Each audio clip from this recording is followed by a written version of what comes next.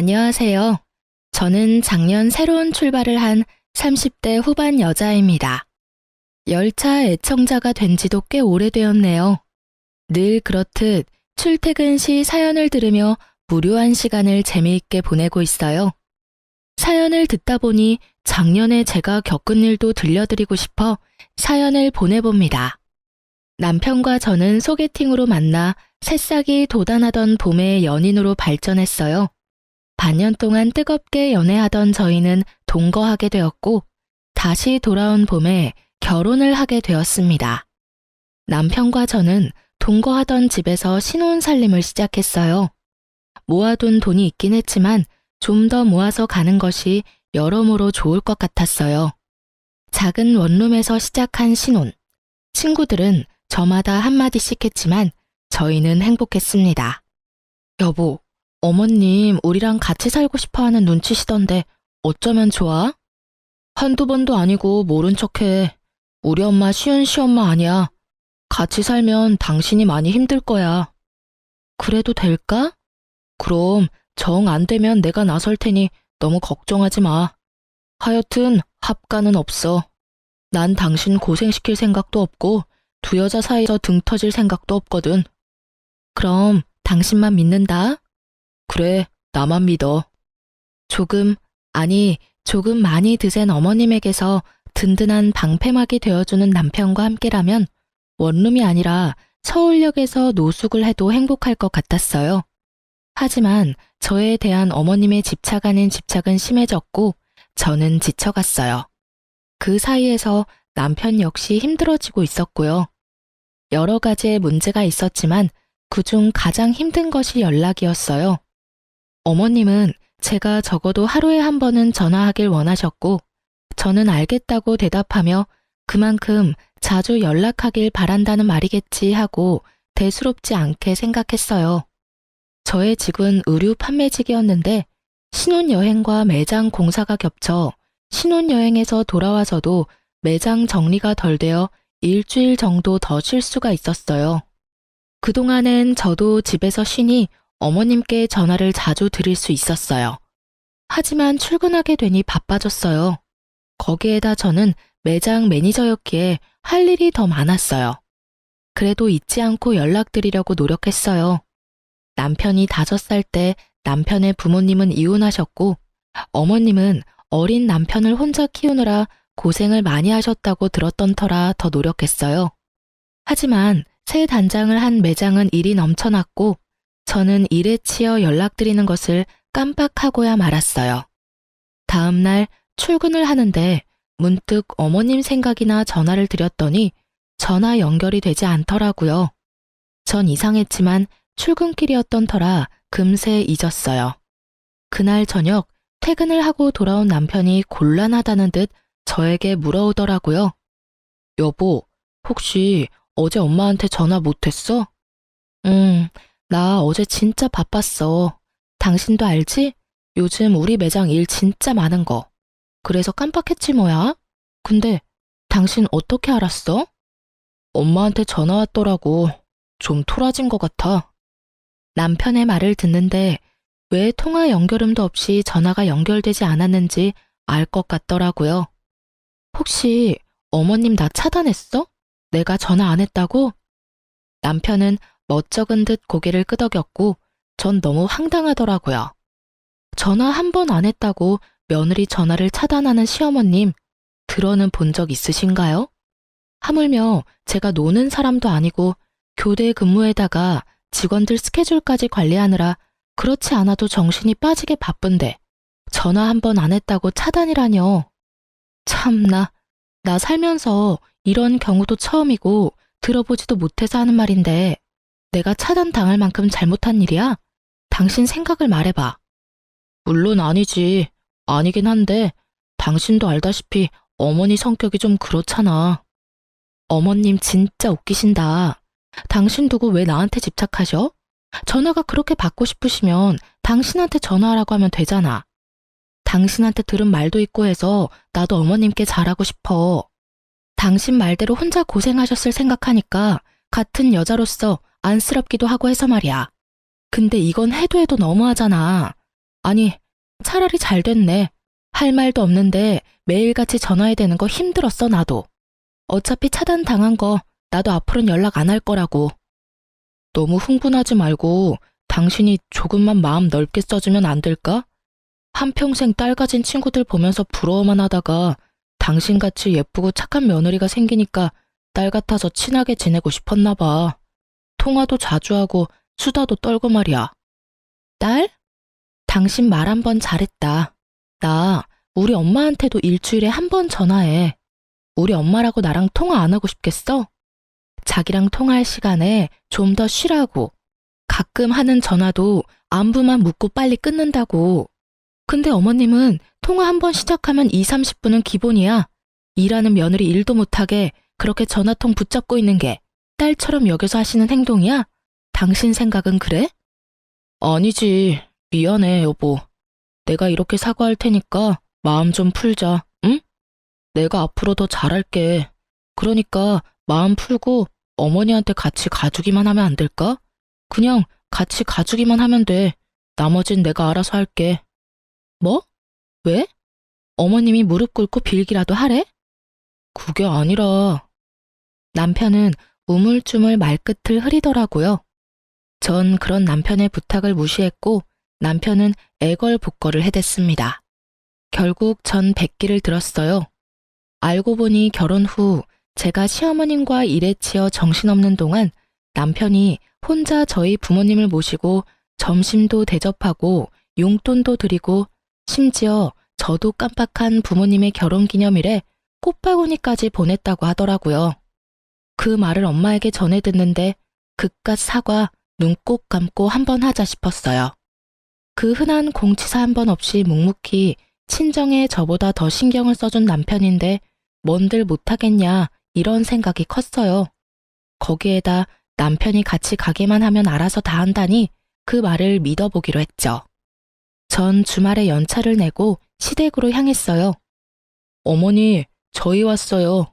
이 사람 원래 주말엔 못 쉬는데 오늘 어머니한테 온다고 연차까지 썼어요. 요즘 이런 며느리가 어디 있어? 그렇지 않아요, 어머니? 남편이 너스레를 떨며 분위기를 풀어보려 했지만 어머님은 눈길도 주지 않더라고요. 제 상식으론 도저히 이해할 수 없었지만 이런 일로 이혼할 수도 없는 노릇이니 제가 먼저 입을 열었습니다. 어머님, 마음 푸세요. 매장도 넓힌 데다가 직원까지 더 많아져서 제가 정신이 없었어요. 남들이 들으면 하루 종일 일만 하는 줄 알겠다. 퇴근 안 하니? 퇴근하고 전화하면 되지. 그럴 정신도 없으면 일은 어떻게 하니? 어머니, 이 사람 퇴근하고 집에 와서도 저 저녁 차려주고 바로 일한다고 바빠요. 어제도 여기 온다고 새벽까지 일 마무리하고 아침 일찍 매장 들려서 정리해놓고 왔다고요. 어이구 참, 세상 일은 너 혼자 다 하는구나. 그래봤자 쥐꼬리 같은 월급 받으면서. 쥐꼬리라뇨. 이 사람이 저보다 더 많이 벌어요 이제. 뭐? 그깟 옷가게에서 그렇게나 번다는 말이야? 평소 알게 모르게 제 직업을 깔보던 어머님은 꽤 놀란 눈치였어요. 그런 어머님의 분위기를 읽은 남편은 이때다 싶은지 쉬지 않고 말을 쏟아냈어요. 그깟이 아니에요. 그래도 이름 있는 브랜드라고요. 그것도 그렇고 이 사람 그냥 직원이 아니라 매니저, 그러니까 관리직 같은 거라 성과 보수도 있어서 어떤 달은 저보다 더 벌 때도 있어요. 그러니까 그만 마음 푸시고 이해 좀 해주세요. 이 작은 몸으로 주말에도 못 쉬고 이러는데 얼마나 힘들겠어요. 이 사람 계속 잠도 못 자고 해서 이틀에 한 번씩 코피까지 쏟는다고요. 그렇게나 바빠? 너 그러다 몸 다 상하겠다. 너희 밥은 먹었니? 사실 코피까지 쏟진 않았는데 목에 핏대까지 세워대며 말하는 남편을 보며 어머님은 마음이 풀리셨는지 밥까지 차려주시더라고요. 물론 차단도 푸셨고요. 그리고 앞으로 바쁘면 굳이 하루에 한 번씩 연락하지 않아도 된다는 말까지 들었어요. 중간 역할을 톡톡히 해준 남편이 얼마나 듬직하던지. 다른 건 몰라도 남편 복은 있다고 생각했었어요. 앞으로 남편 새끼가 제 뒤통수를 어떻게 칠지 상상도 못하고요. 하여튼 좋은 분위기에서 시댁 방문은 마무리가 되었고, 전 이제 이런 일로 사람 피곤하게 만들 일은 없겠지 하고 안심했어요. 하지만 시어머님은 상식 밖의 사람이었고, 제가 연락을 드리지 않으니 어머님이 전화를 해대기 시작하더라고요. 바빠서 전화를 받지 않으면 받을 때까지 하는 어머님. 점점 심해지는 어머님의 선 넘는 전화에 전 지쳐갔고 예민해지고 있었어요. 당연히 이래도 지장이 생겼어요. 한번 시작하면 끝날 생각이 없으신 어머님과 부재중. 본사에서 오는 연락을 놓치는 일은 다반사였고, 항상 미소가 얼굴에 장착되어야 하는 제 얼굴엔 스트레스로 인해 미소 따윈 지어지지 않는 지 오래였어요. 일이 이렇게 되니 더는 참아선 안 되겠더라고요. 그래서 전 남편을 붙잡고 얘기를 했어요. 여보, 나 진짜 미치겠어, 어머님 때문에. 또 왜? 본론은 시작도 안 했는데 남편도 지긋지긋한지 말에 날이 서 있더라고요. 저는 그런 남편의 모습에 더욱 화가 치솟았습니다. 또 왜? 몰라서 물어? 아, 당신은 모르겠다. 우리 부모님은 사위 불편할까봐 전화 한 통 하시는 일이 없으니까 말이야. 무슨 말이 하고 싶어서 이래? 내가 무슨 말을 하고 싶은지는 당신이 더 잘 알잖아. 어머님, 진짜 해도 너무 하시는 거 아니야? 출근해서 일하고 있는 시간인 거 뻔히 다 아시면서 통화 시작했다 하면 끊을 생각도 없이 쓸데없는 말만 하신다고. 쓸데없는 말이라니? 당신은 무슨 말을 그렇게 해? 그럼 옆집 개가 임신을 했는데 그 아빠가 누구인지, 옆집 아주머니는 무거운 짐을 들다가 허리가 삐끗했는데 수술해야 할지 그냥 한의원을 다녀야 할지 등등. 이게 쓸데있는 말이야 그럼? 적적하시니까 그러시겠지. 적적하면 당신한테 전화하라고 해. 그럼 되겠네. 알겠어. 알겠으니까 그만 좀 해. 하루 이틀도 아니고 나도 미치겠어. 그런 식으로 얼렁뚱땅 넘어갈 생각하지 말고 당신이 어떻게 좀 해. 이러다 진짜 나 미치는 꼴 보기 싫으면 말이야. 전화를 안 받으면 바쁜가 보다 하고 그만하셔야지. 받을 때까지 하시는 게 상식적으로 말이 돼? 일하는 거 다 아시면서. 그러면서 전화 안 받으니까 걱정되어서 그랬다고 하시는데, 내 생각엔 그건 걱정이 아니라 거의 집착이라고. 아니면 나 골탕 먹이려고 그러시거나. 그만 좀 해. 적당히 하라고. 내가 내일 전화해서 며느리가 어머니 때문에 미치기 직전이니까 전화 좀 그만하라고 할 테니까 그만해. 뭐? 당신이 그렇게 말하면 내가 뭐가 돼? 그럼 나더러 도대체 어쩌라는 거야? 가만 있으면 가만 있다고 난리고 전화한다고 해도 이 난리고. 어쨌든 당신이 그렇게 원하는 대로 2번 다신 전화 못하게 할 테니까 그런 줄 알고 잔소리 좀 그만해. 여보, 야! 제 말은 이제 무시하기로 한 건지 남편은 제 말에 대답도 없이 그대로 화장실로 가 제가 잠들 때까지 나오지도 않더라고요. 아침에 일어나 출근 준비를 하는 남편을 보며 생각해보니 남편을 너무 잡았나 싶어 슬며시 말을 걸어보았지만 남편은 대답도 하지 않은 채 출근을 해버리더라고요. 그런 남편의 모습에 저 역시 마음이 확 상해버렸어요. 이후 꼭 필요한 말이 아니면 대화조차 하지 않았고 그런 날이 생각보다 길어졌어요. 좁은 원룸, 피할 곳도 없는데 말도 한마디 하지 않고 살려니 정말 답답해서 미쳐버릴 것 같더라고요. 하지만 절대 제가 숙이고 들어가고 싶지 않았어요. 일전엔 남편이 워낙 저자세로 나오며 저를 이해해주려 노력했기에 좋은 게 좋은 거라고 참고 넘어갔지만 이번엔 제가 먼저 화해의 손을 내밀었는데도 불구하고 저딴 식으로 나오니 저도 화가 많이 났었거든요. 시어머님의 연락도 없으니 꼭 해야 할 말도 없었고요. 답답한 것만 빼면 조용한 그 일상이 좋았어요. 하지만 그것도 오래 가진 않았죠. 모처럼 쉬는 날이었어요. 마침 먹을 것이 똑 떨어진 터라 장도 보고 청소도 하며 시간을 보내고 있었어요. 그때 시어머님께 전화가 오더라고요. 네, 어머님. 그래, 잘 지내고 있니? 네, 잘 지내고 있어요. 오늘 쉬는 날이라서 반찬도 좀 하고 청소도 좀 했어요. 어머님은 잘 지내시죠? 혼자 사는 노인네가 똑같지 뭐. 다름이 아니라 나 집 내놨다. 집이요? 어머님 처음 장만하신 집이라고 한평생 사실 거라고 하셨잖아요. 무슨 일 있으세요? 그게 아니라 이 집 팔고 너희랑 같이 살려고. 어머님 말씀을 듣고 있는데 누가 뒤통수를 망치로 내려친 것처럼 멍하더라고요. 우리 집이 넓은 것도 아니고 원룸에 사는데 어떻게 같이 사시려는 건지. 아니, 집이 넓다 하더라도 한번 물어보시지도 않고 혼자 그런 결정을 내리는 건지 이해가 되지 않아 말이 나오지 않더라고요. 너무 당황하기도 했고요. 예, 내 말 듣고 있니? 아, 네. 듣고 있어요. 저희랑 같이 사신다고요? 그래, 시세보다 싸게 내놔서 아마 금방 팔릴 거다. 어머님, 저희 원룸 사는 거 잊으신 거 아니죠? 남편이랑 저랑 회사도 가깝고 돈 좀 더 모아서 대출 조금이라도 덜 내고 이사 가려고 아직 원룸 살고 있잖아요. 내가 치매라도 걸린 줄 아니? 뭐 그렇게 설명하고 있니? 너희 원룸 사는 거 나도 다 안다. 그런데 어떻게 같이 살아요? 저희 둘 살기도 좁은데요. 내가 그래서 집을 내놓은 거야. 집 한 돈에 너희 모아둔 돈 꽤 되지? 그거 합치면 지금 내가 사는 집보다 큰 집 살 수 있을 게야.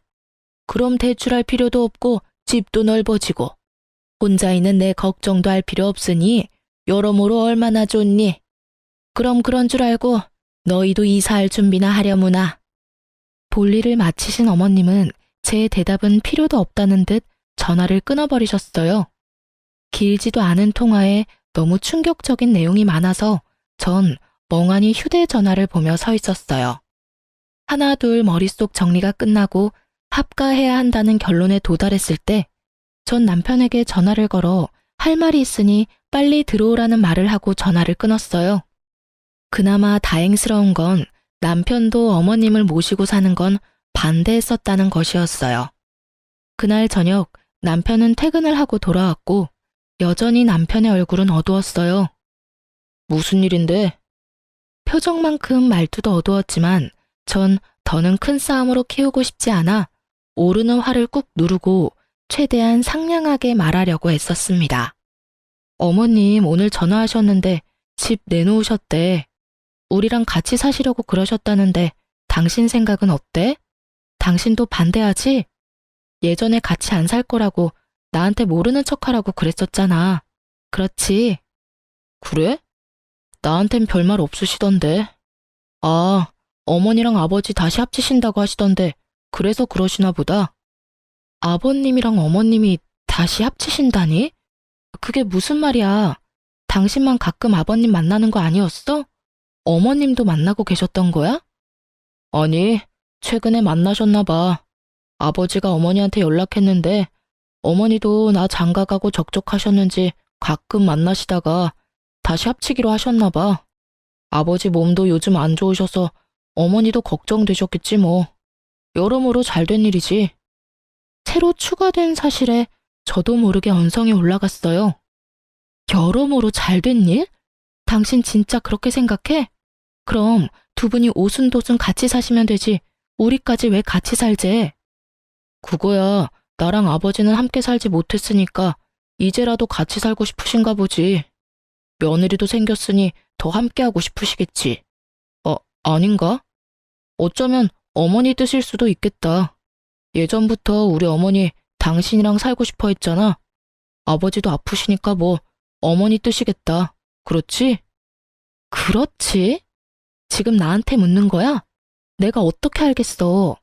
그리고 아버님 아프신데 내가 왜 같이 살아야 하는 거야?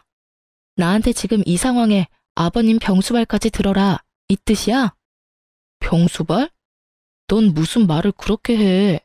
우리 아버지가 몸져 누우신 것도 아니고 병수발이라니. 말이 좀 심한 거 아니야? 심하기는 웃기고 있네 진짜. 지금 돌아가는 상황이 그렇잖아. 내가 바본 줄 알아? 갑자기 등장한 아버님은 아프시고 갑자기 집을 파신다는 어머님은 한마디 묻지도 따지지도 않고 같이 살자 통보하고 끊으시고 이런 상황에서 내가 어떤 생각을 할 수 있는데? 당신이 입장 바꿔서 생각해봐. 다른 생각이 드는지 말이야. 꼭 그렇게 따지고 들어야겠어? 당신 말대로 그렇다고 치자. 그러면 좀 모시고 살아주면 되잖아. 부모님이 한평생 사는 것도 아니고 기껏해야 몇 년 모시고 다시 분가하면 되지. 그것도 못해줘? 나랑 아버지 30년 가까이 떨어져 살다가 이제 다시 같이 살게 됐어. 그런 나랑 아버지가 넌 불쌍하지도 않아? 심지어 아프시다잖아. 이런 상황에 넌 안쓰러운 마음보다 병수발 들 걱정이 앞서는 거야? 너 이런 사람이었어? 왜 이렇게 이기적이야? 당신 무슨 말을 그렇게 해? 지금 이기적인 사람이 누군데? 애초에 어머님 모시지 말자고 했던 사람은 당신이었어. 잊었어? 그리고 지금 당신이 나한테 큰 소리 내면서 화낼 상황이야? 미안하다고 살살 달래줘도 모자랄 판국에 왜 당신이 나보다 더 화를 내는 거야? 당신이 사사건건 시비 걸고 넘어지는 건 생각 안 해? 시비? 이게 지금 시비라고 생각해? 아니면 뭔데 이게? 하여튼 난 부모님 모시고 살 거니까 그게 싫으면 우리 이혼해. 뭐? 우리 부모님 모시고 살 거 아니면 이혼하자고. 그런 줄 알고 잘 생각해. 난 오늘 어머니 댁 가서 잘 테니까 그런 줄 알고. 남편은 통보하고선 집을 나가버렸습니다. 아무리 요즘 둘 사이에 분위기가 좋지 않았다 하더라도 너무 변해버린 남편을 보니 충격이 크더라고요. 그리고 이런 일로 이혼이란 단어가 나올 거라고 생각도 안 해봤던 터라 충격이 더 컸어요. 생각지 못한 남편의 초강수에 고민이 되더라고요. 전 그때까지 남편을 사랑했고 이런 일로 헤어지고 싶지 않았으니까요. 하지만 일방적인 통보뿐인 합가도 하고 싶지 않았어요. 이기적이라 손가락질 받아도 싫은 건 싫었어요. 딱히 제가 이기적이라 생각되지도 않았고요. 고민으로 밤을 지새웠고 남편은 진짜 들어오지 않더군요. 전 같이 일하는 직원에게 양해를 구하고 시댁으로 향했어요. 어머님과 대화를 나눌 필요가 있다고 생각했거든요. 시댁이 골목 안에 있었던 터라 택시에서 내려 좀 걸어야 했어요.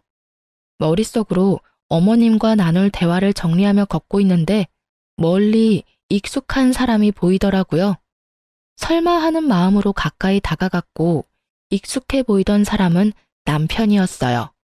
전 황급히 차 뒤로 몸을 숨겼어요. 남편 혼자가 아니었거든요. 처음 보는 여자와 다정히 손을 잡고 시댁에서 나와 행복한 미소를 지으며 제가 숨은 차 옆으로 지나치는데 제 두 눈으로 보고도 믿고 싶지 않았어요. 저는 어느새 두 사람을 쫓고 있었고 두 사람은 다행히 멀지 않은 곳에 있는 카페로 들어가더라고요. 전 때마침 카페로 들어가는 무리에 몸을 숨겨 두 사람 모르게 가까운 곳에 자리를 잡고 앉을 수 있었어요. 그리고 들려오는 두 사람 대화는 충격, 경악 그 자체였어요. 자기야, 그럼 우리 결혼하면 어머님이랑 아버님이랑 모시고 살아야 해? 자기가 힘들더라도 한동안은 그래야 할 것 같아. 너무 걱정하지 마. 내가 자기 힘들지 않게 많이 돕고 중간 역할도 잘할게. 그리고 우리 엄마 남의 자식 귀한 줄 아는 사람이야. 잘 대해주실 거야. 아버지도 물론 잘해주실 거고. 자기도 방금 봤으니까 알 거 아니야. 저랑 아직 이혼하기로 한 것도 아닌데 벌써 시댁에 인사를 드리고 온 듯 결혼 얘기가 한창이더라고요. 당장이라도 달려가서 두 연놈을 박살을 내고 싶었지만 꾹 참고 두 사람 대화를 더 들어봤어요. 하긴 두 분 다 좋으시더라. 다정하게 잘 대해주시고. 그럼 한 1년만 모시고 나오자. 알겠지? 그럼. 괜히 너랑 헤어지고 이상한 여자랑 결혼해서는. 너랑 헤어지고 내가 얼마나 힘들었으면 그런 여자를 만났겠냐? 그러니까 내가 다시 만나자 했을 때 만났어야지. 괜히 다른 여자 만나보겠다고 소개팅이나 하고 다니고. 내가 그 꼴 보기 싫어서 회사도 옮겼던 거야. 그런데 왜 다시 돌아왔대? 과장님이 다시 돌아오라고 계속 연락이 오기도 했고 자기가 나 말고 다른 여자랑 얼마나 잘 먹고 잘 살고 있나 궁금하기도 해서 돌아왔지. 나도 멋진 남자 만나서 잘 사는 모습 보여주려고 했는데. 그러는 여자가 회식 때 그렇게 노골적으로 모텔 가자고 꼬셨어? 그래서 싫었어? 싫긴. 자기가 그러지 않았으면 내가 꼬셨을 건데? 서로 얼마나 좋아 죽는지 남편 새끼와 상간녀는 찰싹 붙어서 떨어지질 않더라고요. 주변 눈치도 안 보고 대놓고 하는 애정 행각에 지나가는 사람들의 수군거리는 소리가 끊이질 않았죠. 결국 두 사람에게 카페 직원이 가서 한 소리를 하고 나서야 멈춘 듯 했어요. 저기 손님, 여기서 이러시면 안 됩니다. 다른 손님들이 불편하다고 하세요. 네? 네. 아이, 쪽팔려. 그러게 그만하라고 했잖아. 멈출 수 없는 걸 어쩌겠어. 으이그.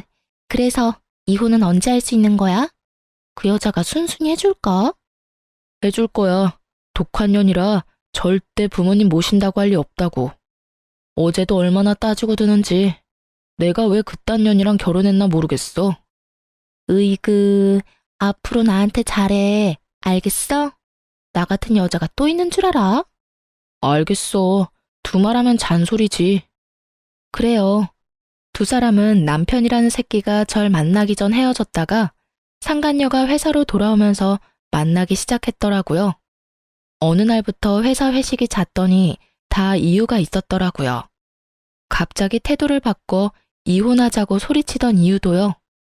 불륜이 부끄럽지도 않은지 큰 소리로 잘도 짓거려준 덕분에 힘들이지 않고 상황 파악은 되었지만 앞으로 어떻게 해야 할지, 어떻게 하면 이 난관을 헤쳐나갈 수 있을지 아무 생각도 나지 않았어요. 이 채널에 올라온 다른 사람들의 사연을 들으며 다들 왜 저렇게 사냐고, 나 같으면 저렇게 안 산다고 했던 과거 저의 모습이 떠오르며 반성하게 되더라고요. 그러면서도 전 애청자답게 그간 들어왔던 통쾌했던 복수를 떠올리며 저의 복수를 계획했어요. 이래봬도 제가 열차 애청자인데 그냥 순순히 이혼해줄 수는 없었으니까요. 그날 밤 집으로 돌아온 남편 새끼에게 말했어요. 이혼하자. 정말? 나랑 이혼할 수 있겠어? 그깟 이혼하면 되지. 뭐 큰일이라고. 그리고 당신이 이혼하자고 해놓고 왜 그렇게 놀라? 왜? 하기 싫어? 아니, 난 당신이 이렇게 쉽게 이혼한다고 할 줄 몰랐지. 누가 그래? 쉬웠다고. 나도 쉽지 않았어. 하지만 어쩌겠어? 난 합가할 생각이 없고 당신은 죽어도 합가를 하겠다는데. 남들이 들으면 그깟 문제로 무슨 이혼까지 한다고 할 수도 있지만 우리한텐 그깟 문제가 아니니까 어쩔 수 없지. 그래. 그러면 법원은 언제 가지? 서류 여기. 내가 다 적어뒀으니까 당신은 도장만 찍으면 돼.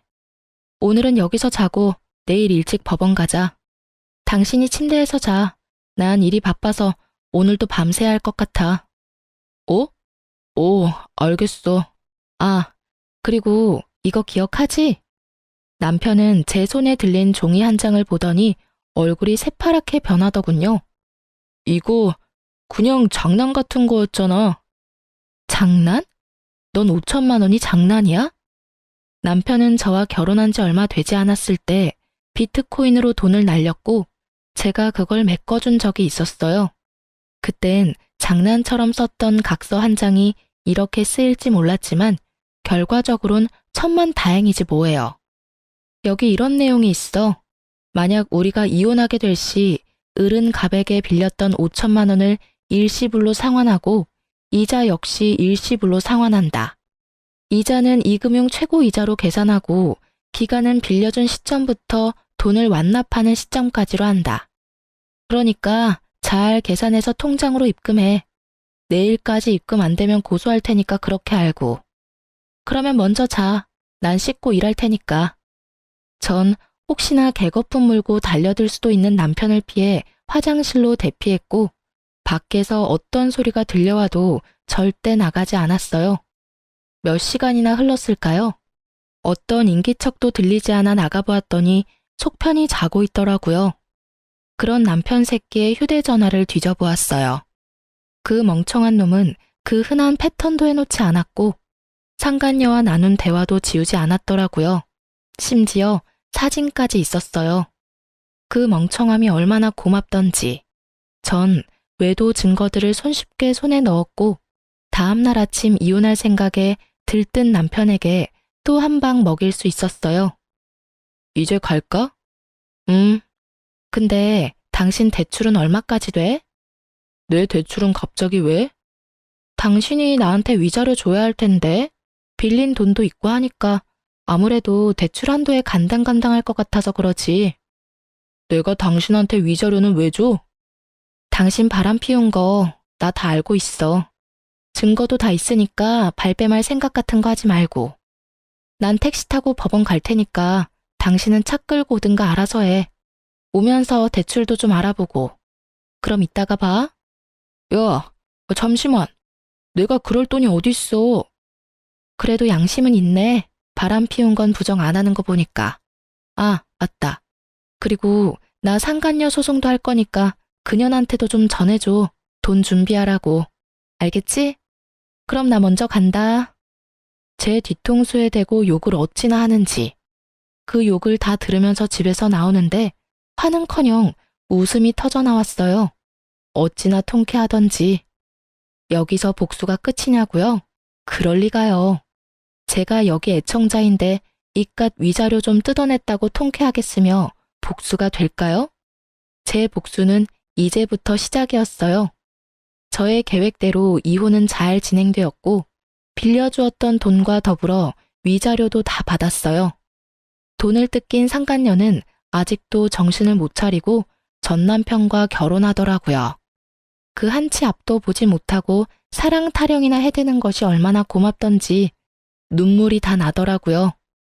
빚쟁이 남편의 집착이 광증에 가까운 시모에 몸 아픈 시부까지. 지옥으로 가는 KTX를 탄 상간녀의 앞날은 보지 않아도 뻔했어요. 전 서두르지 않고 때를 기다렸습니다. 그리고 생각보다 빨리 그때가 왔어요. 두 사람이 결혼식을 하고 한 달이나 지났을까요? 전 남편한테 전화가 왔더라고요. 아직도 그날의 그 기쁨이 잊히지 않아요.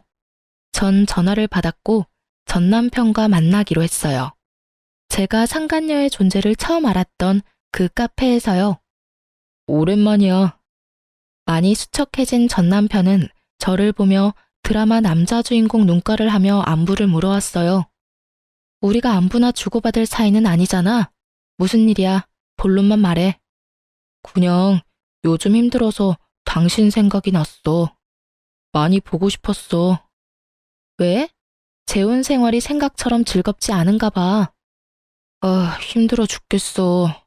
어머니는 어머니대로 집사람한테 전화해대고 아버지는 반찬 타령, 청소 트집에 하다못해 빨래 개는 것까지 트집을 잡으시니까 집사람은 집사람대로 힘들고 나는 집사람 비위 맞춘다고 힘들고 어머니는 어떻게 해보겠는데 아버지는 편찮으시니까 엄청 예민하셔서 뭐라고 말도 못 꺼내겠어.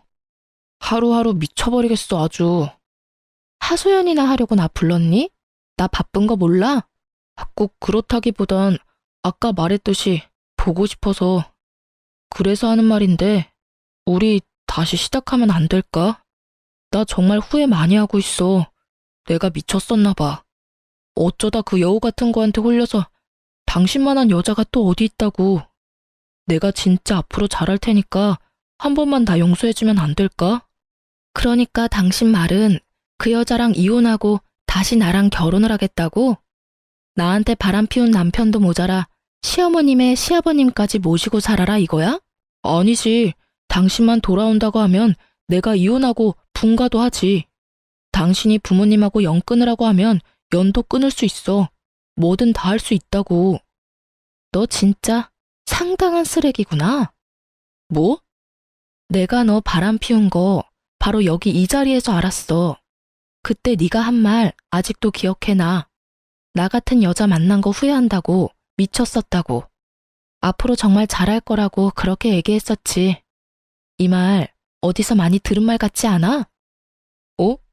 그게 말이지. 방금 네가 나한테 한 말이랑 똑같아도 어쩜 그렇게 똑같니? 조그만 양심이라도 있다면 대사라도 바꾸지 그랬어?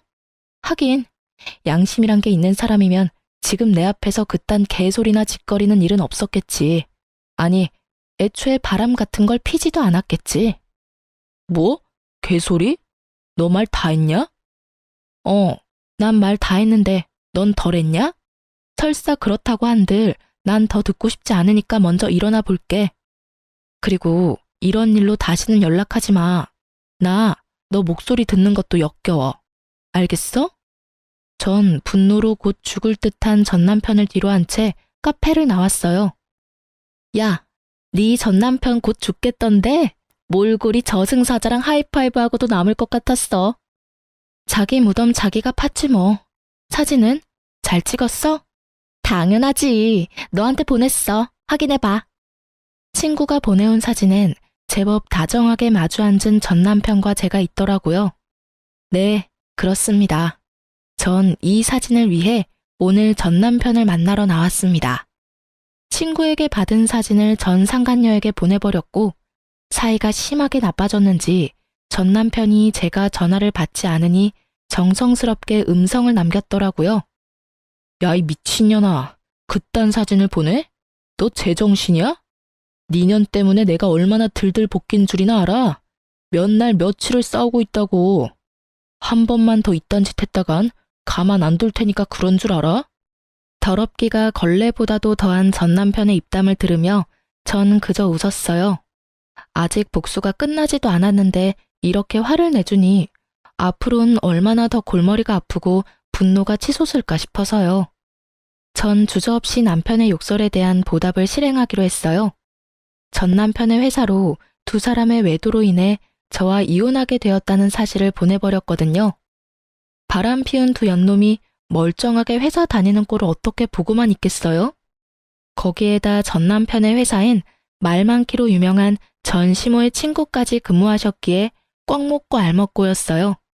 그 친구분은 저의 예상보다 더 빠르게 친구 사이에 소문을 쫙 내주셨고 전시모는 그렇게 자랑해 대던 아들 덕분에 친구들 사이에 얼굴도 들고 다닐 수 없는 지경에 이르렀죠. 모든 복수가 끝나 상쾌했고 통쾌한 하루하루를 보내던 어느 날, 짐덩어리들을 떠안은 것도 모자라 남편의 바람까지 의심되는 상황에서 회사마저 잘려버린 상간녀가 눈이 돈 채로 매장으로 찾아왔더라고요. 심상치 않은 상간녀의 모습에 저는 상간녀를 질질 끌어 매장에서 벗어났어요. 나? 이거 나! 여기 놨다. 어쩔 건데? 왜 찾아와서 이 난리야? 너 미쳤어? 회사까지 그런 걸 보내면 어쩌자는 거야? 원하는 대로 위자료 다 줬으면 됐잖아. 누가 그래? 내가 원하는 게 위자료가 끝이라고. 한 회사에서 유부남이랑 놀아날 때는 이 정도는 각오하고 만난 거 아니었어? 머리가 나쁜 거야? 생각이 없는 거야? 뭐? 이거 진짜 미친년이네? 야, 미친년은 너지. 유부남한테 미쳐가지고 남의 가정은 다 망쳐놓은 주제에 사과 한마디 없더니 뻔뻔하게 여기가 어디라고 찾아와서 이 난리야? 왜? 막상 가져보니 상상과는 달라도 너무 달랐나 봐. 네가 한 짓이 있는데 결혼만 하면 행복할 줄 알았니? 생각이 없어? 하긴 생각이 없으니까 그딴 짓을 하고 행복하길 바랬겠지. 너 말 다 했어? 얼굴이 터질 듯이 붉어진 상간녀는 급기야 제 뺨을 때리더니 머리채를 잡고 휘두르기 시작했어요. 저 역시 가만 있을 수는 없었어요. 다년간 의류 박스를 옮기며 차곡차곡 정립했던 팔뚝 힘을 쓸 때가 왔고 전 아낌없이 그 힘을 사용했어요.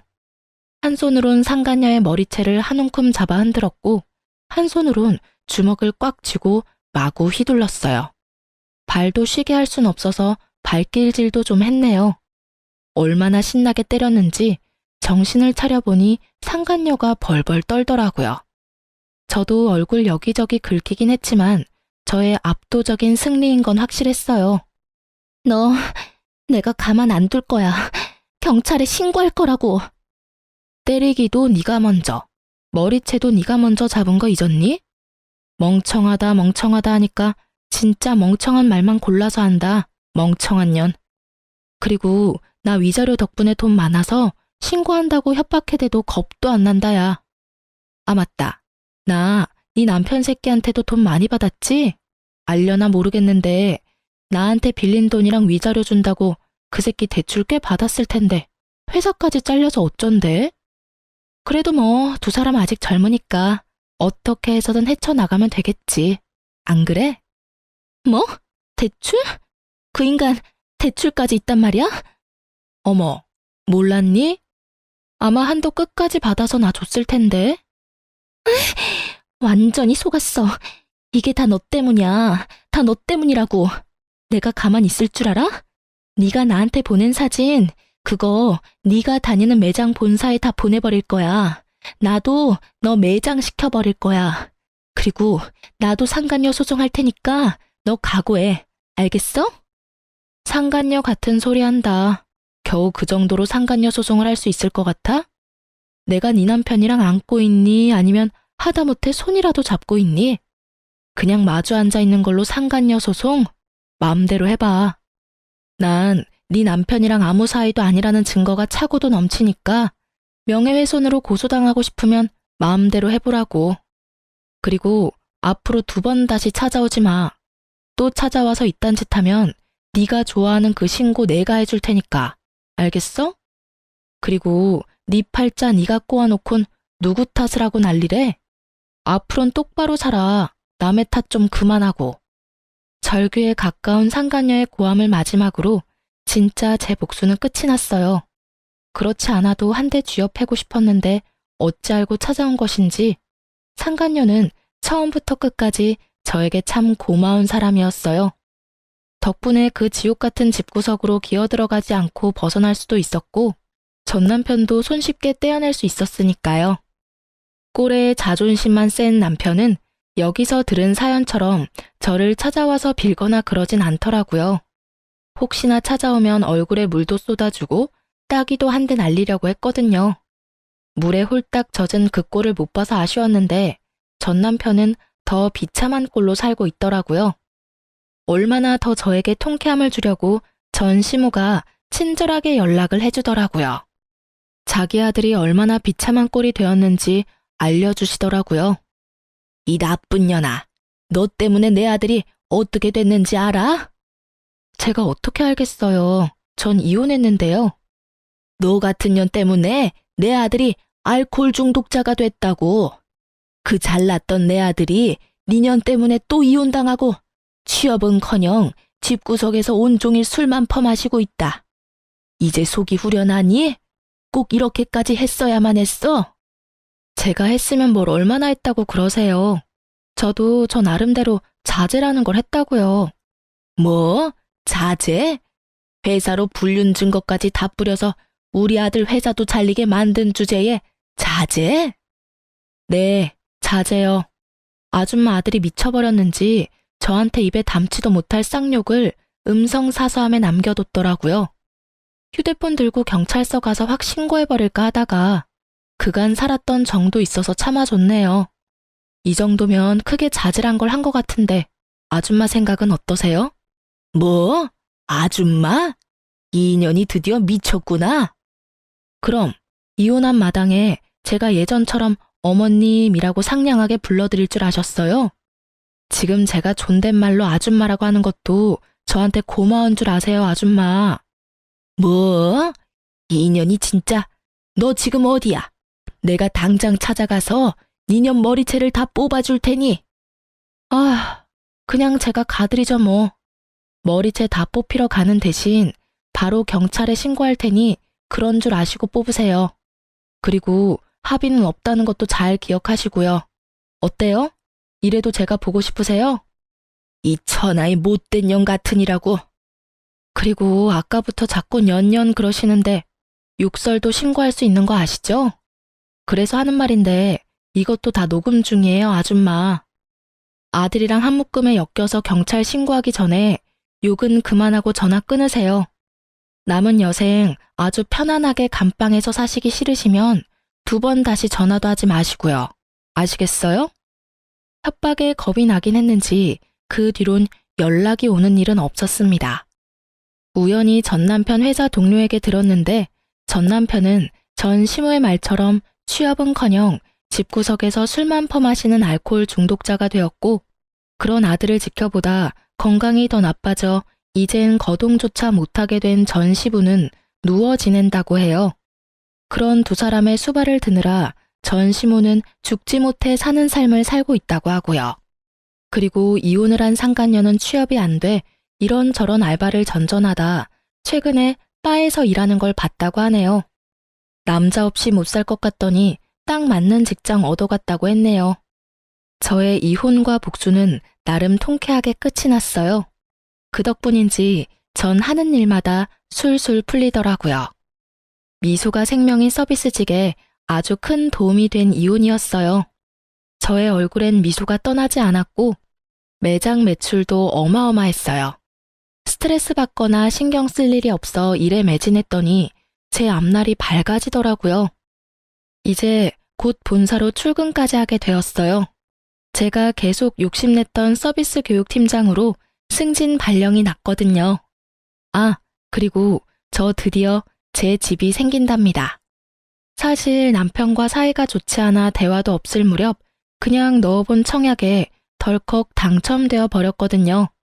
당시엔 돈도 없고 남편과 사이도 좋지 않아 어떻게 해야 할지 고민이 많았었는데 지금 와서 생각해보면 여러모로 남편과의 이혼이 저에겐 행운이었어요. 위자료 덕분에 대출 조금만 끼면 잔금도 걱정 없으니까요. 일도 다 잘 풀리고 본사 출근 전까지 여유가 생긴 전 부모님과 가까운 해외여행이라도 가보려고 합니다. 그 좁은 원룸에서 한 푼이라도 아껴보겠다고 그간 고생이 많았던 저를 위해 그리고 갑작스러운 저의 이혼으로 충격이 크셨던 부모님을 위해 그간 아껴왔던 돈 좀 쓰려고요. 이혼했던 당시 아빠가 했던 말이 아직 생각나네요. 나한테 네가 어떤 딸인데 감히? 너도 그래. 진작이 아빠한테 말했어야지. 아빠한테 말해 뭐해. 속만 더 상하지. 그땐 많이 속상하고 힘들었는데 이제 괜찮아요. 충분히 다 되돌려줬어. 네가 그렇게 생각한다면 됐어. 우리 공주 이제 새롭게 출발할 일만 남았네. 그러면 다 훌훌 털어내고 앞만 보며 나아가. 그깟 것들 욕하면서 이렇게 할 걸 저렇게 할 걸 후회하며 시간 낭비하지 말고 지나간 일은 보내주고 앞으론 공주 생각만 하면서 즐겁게 즐기면서 살아. 그렇게 살아도 짧은 것이 인생이야. 알겠지? 아빠. 그래, 우리 공주는 꼭 행복할 거야. 꼭 그럴 거야. 아빠의 말씀에 마법이라도 걸려 있었던 것인지 전 요즘 행복해요. 혼자라는 자유가 이렇게 즐겁고 행복한데 그땐 왜 고민했나 몰라요. 요즘 같아선 이혼을 잠시라도 고민했던 과거 저에게로가 무슨 고민을 그렇게 하냐고 하며 뒤통수를 한 대 쥐어받고 싶은 만큼 제 삶에 만족합니다. 이제 새로운 직장과 새로운 집에서 제대로 새 출발해보려고 합니다. 이 사연을 보내는 것을 마지막으로 힘들었던 과거는 잊으려고요. 긴 제 사연 들어주신 모든 분 감사합니다. 새해 복 많이 받으세요.